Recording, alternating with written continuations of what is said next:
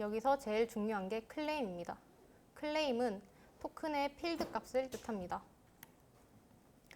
OAuth 2.0과 OIDC의 차이를 알아보겠습니다. 실제 활용 예시를 살펴보면 OAuth 2.0은 슬랙 앱이 내 구글 캘린더 일정을 가져오도록 허용해줄 때 사용됩니다. 보시는 것처럼 이 앱이 지메일에 접근하도록 허용하시겠습니까? 같은 화면이 OAuth 2.0의 대표적인 예시입니다. OIDC의 활용 예시로는 GCP 워크로드 아이덴티티 페더레이션, 그리고 AWS의 IRSA, 구글 계정으로 로그인하기 등이 있습니다.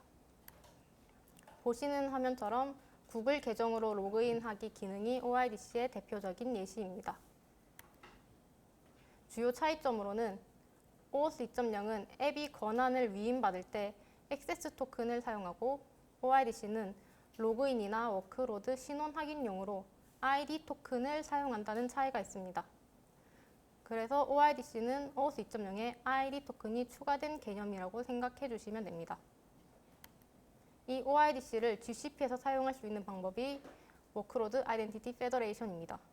이 워크로드 아이덴티티 페더레이션은 외부 워크로드가 서비스 어카운트 키 없이 구글 클라우드 리소스에 접근할 수 있도록 해주는 인증 방식입니다. GCP 워크로드 아이덴티티 페더레이션 과정을 살펴보면 워크로드는 IDP로부터 ID 토큰을 발급받고 해당 토큰을 GCP STS에 제출해서 클레임을 검증하게 됩니다. 정상적이면 STS가 액세스 토큰을 워크로드에 발급해주고 그 액세스 토큰으로 GCP 리소스에 접근합니다. 여기서 이 검증 영역을 추가로 설명드리자면 검증 영역에선 사진과 같이 ID 토큰의 클레임 영역과 워크로드 아이덴티티 프로바이더에서 설정해준 영역이 일치하는지 검증하게 됩니다. 앞에서 워크로드 아이덴티티 페더레이션이라고 말씀드렸었다가 지금은 워크로드 아이덴티티 프로바이더라고 얘기하고 있는데 이 워크로드 아이덴티티 페더레이션은 GCP의 제품명이고 실질적으로 프로바이더를 설정해서 동작하게 됩니다. 공식 독스에서도 WIP, 즉 워크로드 아이덴티티 프로바이더라고 설명을 많이 해서 저도 여기에서 이제 워크로드 아이덴티티 프로바이더라고 얘기하겠습니다. 사실상 둘이 같은 것을 말한다라고 생각하셔도 됩니다. 그럼 이제 당근에서의 GCP 접근 방식을 말씀드리면 AWS와 GitHub 액션에서 서비스 어카운트 키를 사용해서 GCP에 접근하고 있었습니다. 여기서 서비스 어카운트란 사람이 아닌 애플리케이션이나 워크로드가 리소스에 접근할 수 있도록 만든 계정입니다. 서비스 어카운트에 권한을 부여하고 해당 서비스 어카운트를 사용해서 리소스에 접근하게 됩니다. 그럼 서비스 어카운트 키가 필요한 상황은 알아보겠습니다. GCP 내부에서 사용할 땐 일반적으로 키 없이 서비스 어카운트로만으로 충분합니다. 하지만 SaaS나 AWS, Azure와 같은 외부 프로바이더에서 GCP에 접근할 때는 보편적으로 서비스 어카운트 키를 이용하게 됩니다. 그래서 당근에서도 AWS나 GitHub 액션에서 GCP에 접근할 때 키를 사용해서 접근하고 있었습니다. 당근에서 어떻게 키를 사용해서 GCP에 접근하고 있었는지 설명드리기 전에 먼저 사내 배포 플랫폼인 컨트롤에 대해서 설명을 드리려고 하는데 이 컨트롤을 통해 서비스 어카운트 키를 사용하기 때문에 우선 컨트롤이 뭔지부터 설명드리겠습니다. 컨트롤은 당근에서 사용 중인 사내 배포 플랫폼입니다. 배포 매니페스트에 스펙을 작성해서 배포를 하게 됩니다. 여기서 클라우드 리소스 관리도 함께 하고 있어요. 이제 컨트롤을 사용해서 개발자가 어떻게 직접 서비스 어카운트 키를 발급하는지 그 과정을 보여드리겠습니다. 여기 보시는 화면은 컨트롤의 리소스 관리 페이지입니다. 여기에서 서비스 어카운트의 관리를 지원하고 있습니다. 들어가 보면 사진처럼 서비스 어카운트를 생성하고 생성된 서비스 어카운트는 보시는 것처럼 상세 정보를 확인할 수 있습니다. 여기서 개발자가 직접 권한을 추가할 수 있고 키를 생성할 수도 있습니다. GCP 리소스에 접근하기 위해 키를 생성하는 화면입니다.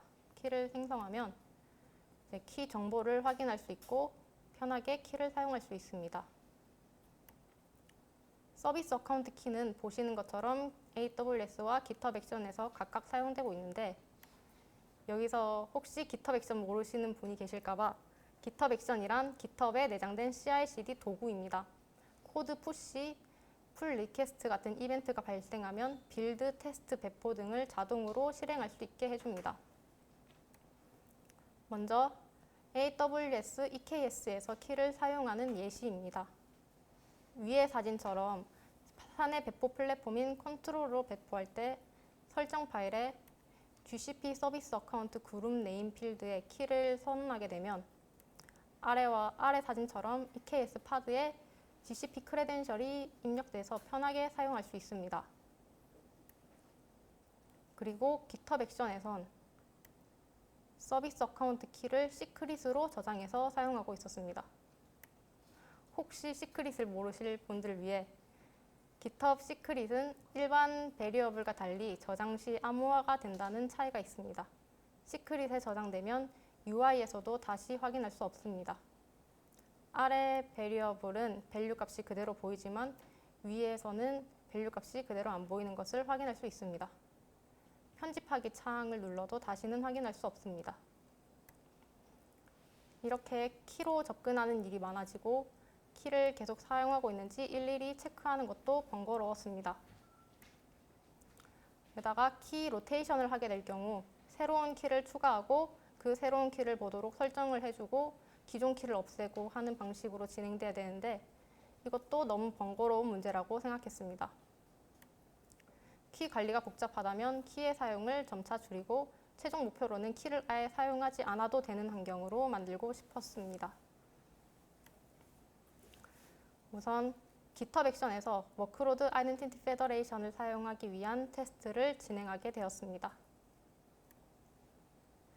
GCP에서 워크로드 아이덴티티 페더레이션 풀을 설정하고 OIDC 타입의 프로바이더를 연결해 줍니다.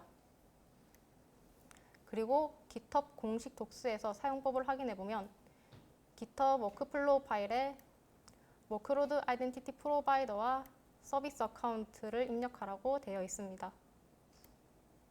위의 사진처럼 벤더 제공 액션이라고 구글에서 제공하는 공식 액션을 살펴보면 워크로드 아이덴티티 프로바이더를 설정해 주라고 하는데 실제로 입력 값은 이렇게 길고 서비스 어카운트 이메일도 확인해서 입력해 주는 게 번거로워 보였습니다. 그래서 아래와 같이 GitHub 커스텀 액션으로 간편하게 인증할 수 있도록 제공해 주게 되었습니다. 커스텀 액션을 사용하면 워크로드 아이덴티티 프로바이더와 서비스 어카운트를 입력하지 않아도 인증할 수 있도록 만들어 줄 수 있습니다.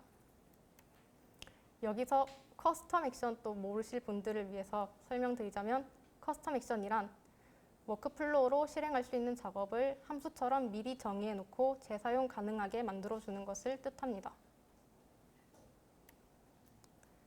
지금 보여드리는 것은 커스텀 액션의 예시 코드입니다.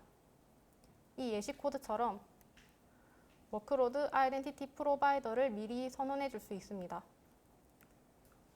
그리고 서비스 어카운트도 어떤 것을 사용할지 미리 매핑해 줄 수 있는데 여기서 서비스 어카운트 이름은 GitHub event.repository.id처럼 GitHub API에서 얻을 수 있는 레파지토리의 정보로 이름 규칙을 지정해 줄 수 있습니다. 해당 이름 규칙대로 서비스 어카운트가 생성될 수 있도록 컨트롤이라는 사내 플랫폼에서 제공합니다. 여기서 개발자가 직접 서비스 어카운트를 생성할 수 있고 생성된 서비스 어카운트는 이름 규칙에 따라 생성됩니다. 해당 서비스 어카운트가 생성될 때 미리 공통적으로 필요한 권한을 가질 수 있도록 만들어 주었습니다. 정리하자면 특정 레파지토리에서 커스텀 액션을 실행시키면 레파지토리 정보가 커스텀 액션으로 전달됩니다. 커스텀 액션에서는 실행시킨 레파지토리 아이디를 알 수 있는데 그 정보로 서비스 어카운트 이름을 조합하여 GCP에 인증하게 됩니다. 이런 과정을 통해 개발자들은 자신이 인증해야 할 서비스 어카운트 이메일과 워크로드 아이덴티티 프로바이더 경로를 몰라도 커스텀 액션만 호출하면 편하게 인증할 수 있게 됩니다. GitHub 액션에서 OIDC를 사용했던 것처럼 이제 EKS에서도 워크로드 아이덴티티 페더레이션을 적용하기 위해 테스트를 진행해 봤습니다. 당근에서는 AWS EKS의 파드가 IRSA 설정을 통해 IAM 롤을 사용 중인데, 그 과정에서 파드는 ID 토큰을 발급받아서 그 토큰을 제출하고 검증을 통해 임시 자격 증명을 얻습니다. 여기 이 롤을 어슌에서 사용하니까 이 롤 ARN과 워크로드 아이덴티티 프로바이더를 연결해주면 되겠다고 생각했습니다. 앞에서 생각한 대로 일단 구성을 시작했습니다. GitHub 액션에서 구성한 것과 동일하게 GCP의 워크로드 아이덴티티 프로바이더를 구성하고, 여기 권한 주체를 AWS 롤 ARN으로 지정해서 워크로드 아이덴티티 유저 권한을 넣어주었습니다.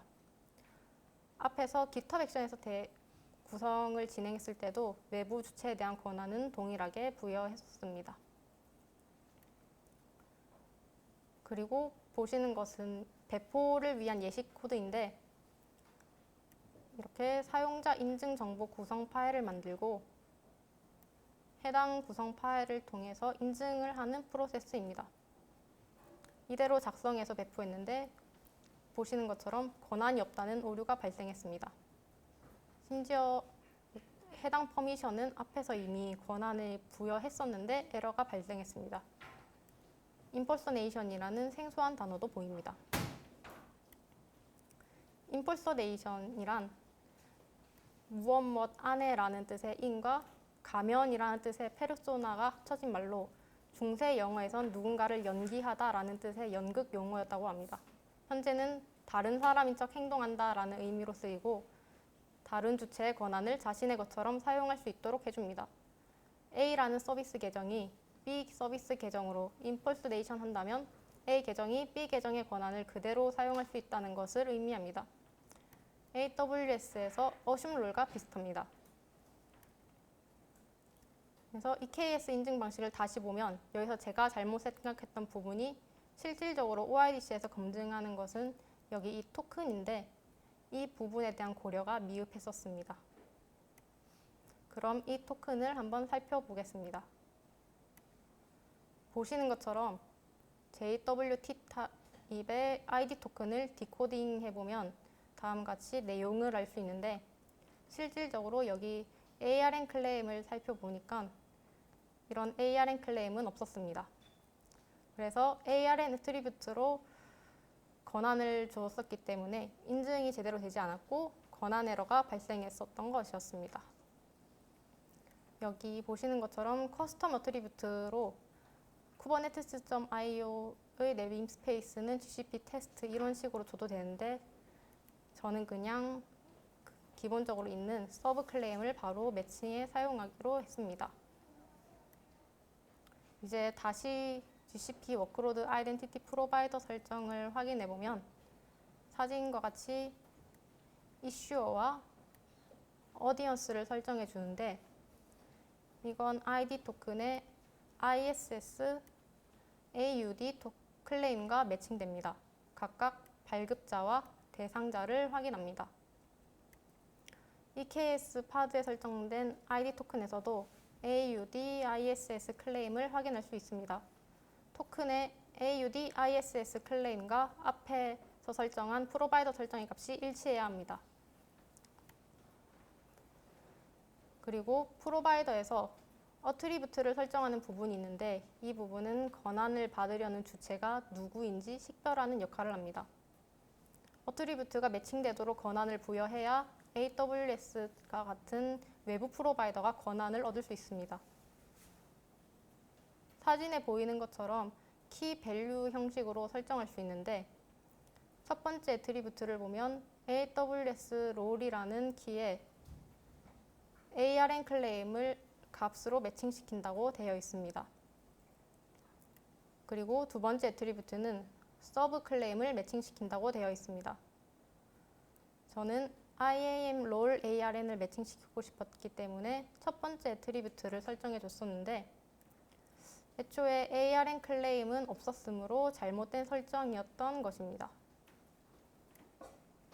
그리고 권한 부여 방법에는 다이렉트 리소스 액세스와 서비스 어카운트 임퍼서네이션이라는 두 가지 방법이 있습니다. 여기 다이렉트 리소스 액세스는 외부 주체의 GCS나 비커리 같은 리소스 권한을 바로 부여해서 사용하는 방법이고, 임퍼서네이션 방법은 서비스 어카운트를 어슘해서 사용하는 방법입니다. 그리고 리소스 사용에 대한 권한은 외부 주체가 아닌 서비스 어카운트에 부여하게 됩니다. 저는 처음부터 외부 주체에 워크로드 아이덴티티 유저 권한을 부여했었는데 바로 임퍼서네이션 방법으로 진행을 하고 있었던 것입니다. 그리고 권한을 확인할 때 토큰의 클레임과 설정된 애트리뷰트를 비교하는데, 실제로 권한을 부여할 땐 앞서 설정했던 애트리뷰트에 맞춰 주체를 지정해주고 권한을 부여해주면 됩니다. 외부 주체의 서브 클레임과 권한 주체가 서로 일치하는 것을 알 수 있습니다. 여기서 파란색 길이, 빨간색 길이 구분지어서 나타내는데, 여기서 서브젝트는 애트리뷰트에서 설정해준 키이고 시스템 콜론 서비스 어카운트는 서브 클레임 값인 걸 알 수 있습니다. 여기서는 GCP 워크로드 아이덴티티 프로바이더에서 설정한 걸 기준으로 설명드리려고 AUD, ISS, SUB 3개의 클레임만 언급했는데, 사실 EXP, IAT 시간 클레임도 중요한 역할을 하고 있습니다. 토큰을 검증할 때 맨 처음에 유효 시간이 지나지는 않았는지 확인부터 하는데, 만약 유효 시간이 지났다면 인밸리드 토큰 에러를 내려줍니다. 그런데 앞에서 GitHub 액션 OIDC를 구성했을 땐 임퍼서네이션에 대한 고려를 전혀 안 했었는데 왜 잘 됐었던 건지 찾아봤습니다. 앞에서 확인했던 대로 GitHub doc스에선 서비스 어카운트 이메일을 작성하도록 가이드되고 있는데, 벤더 제공 액션 레파지토리를 확인해 보니까 서비스 어카운트는 옵셔널하게 제공되는 파라미터였습니다. 이 옵션을 사용하게 되면 서비스 어카운트 임퍼서네이션을 사용해서 인증하게 된다고 합니다. 끝으로 GCP 로그 익스플로러에서 접근 로그를 확인해 보면 외부 주체가 GCP에 인증을 요청하고 서비스 어카운트로 임퍼서네이션 되고 해당 서비스 어카운트로 실제 GCP API를 호출한 것을 알 수 있습니다. 이제 EKS에서 GCP에 접근할 때 키를 사용하지 않아도 성공적으로 접근이 되는 것을 확인했습니다. 여기 로그 익스플로러에 Explain this log 버튼이 있는데, 이걸 클릭해 보면 이렇게 친절하게 설명을 해줍니다. 요약하자면 워크로드 아이덴티티 풀을 통해 위임된 서비스 어카운트가 폴더 내 프로젝트를 성공적으로 나열했다라고 합니다. 그리고 앞으로 남은 과제에 대해 소개드리자면, 이렇게 키 없이 GCP 리소스에 접근하는 방법을 알아봤었는데 여전히 키를 사용할 수밖에 없는 상황들이 남아 있습니다. 많은 분들이 공감하시겠지만 키를 사용하지 않도록 막을 수도 없고, 그렇다고 키를 자유롭게 허용하면 유출이나 과한 권한 등의 안 좋은 사례들이 생겨날 여지가 있다고 생각하는데, 그래서 앞으로도 계속 관심을 두면서 잘 풀어 나가야 한다고 생각하고 있습니다. 오늘 제가 준비한 내용은 여기까지입니다.